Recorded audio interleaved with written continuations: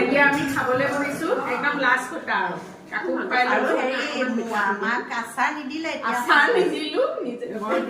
এতিয়া আচাৰ ওলাইছে খৰচ বেছি হয় বুলি আগতে নুলিয়ালে টেঙা আচাৰ বৌয়ে বনোৱা আৰু সেইফালে আৰু মিঠা আচাৰ বৌয়ে বনোৱা এতিয়া নিজে বনাইও আছে নিজে খাই কমপ্লেইন সেইটো আৰু আমাৰ এইগৰাকী বাইদেউ কমপ্লেইনটো ক তোক এইজনী বাৰী দেখুৱা নাই বোলে এইজনী মানুহজনী বাৰীখন দেখুৱা নাই আমাৰ 4টা ল'ৰা ছোৱালী ন আমি 4টা মান হ'ব লাগে এটাক নিয়ে এটা খোলাই এটা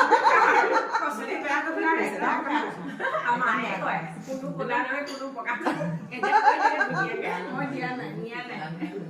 দোকান হয় মায়ে আৰু বোলে বাৰীখন নিছে মায়ে চব পাই থাকে ইয়াত মই তাই দূৰৰ কাৰণে কোনো না মোৰ ঘৰলৈ যাবলৈ বহুত সুবিধা এটা কাম কৰি মই কৈছো বাছ এখন লম কাকো যাব তাইও কৈ আছে বাৰী চবকে লৈ যাম অকল এই বাৰী চাবলৈ নহয় ক'ৰবাত ভালকে ক'ৰবাত আৰু এই কাকো পাৰ্টি কেইটা আছে কাকো 3টামান পাৰ্টি আছে এতিয়া ভিডিঅ'তে কৈ দিছো তাইক একদম চান্দাৰ পাৰ্টি দিব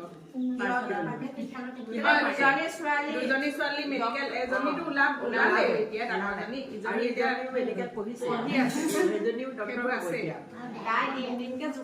আৰু এইবোৰ এনিভাৰ্চাৰী হৈ গ'ল সেইবোৰ চব মিলি মানে লগুণজনীক খুৱাই দিছে ইমান আজিকালি মানে